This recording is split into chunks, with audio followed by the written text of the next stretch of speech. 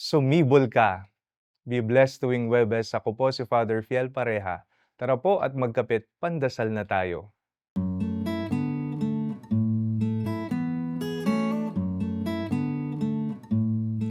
May mga taong mahilig sa paghahalaman. Ipupunla ang binhi at maghihintay ng ilang araw para ito ay sumibol. Ang pagsibol ay nagdudulot ng saya sa puso ng nagpunla. Ngunit bago nagawang sumibol ng binhi, ito muna ay ibinaon sa kadiliman at namatay.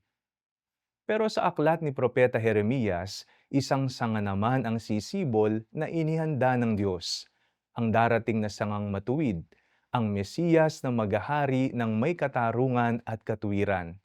Isang bagong simula, isang sangang sisibol mula sa tila tuyong kahoy, isang pagtupad sa pangakong hindi niya kailanman pababayaan ng kanyang bayan.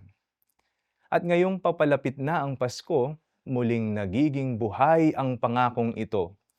Ang pagsibol na sinabi ni Jeremias ay natupad sa pagsilang ni Jesus, ang tunay na liwanag na sumibol sa gitna ng kadiliman.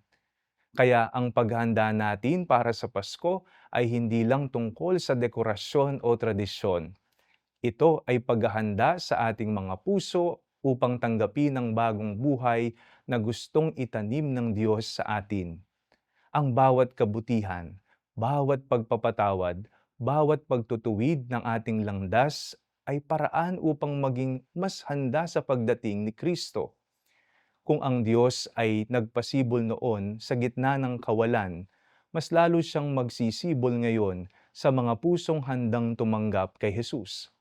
Sa Pasko at sa bawat araw, ang Diyos ay Diyos ng bagong simula at walang makapipigil sa pagsibol na siya mismo ang nagpunla. Manalangin tayo. Panginoong Hesus, sumibol ka sa aming buhay. Alisin ang lumang pag-uugali, patawarin ang makasalanang gawi. Amen.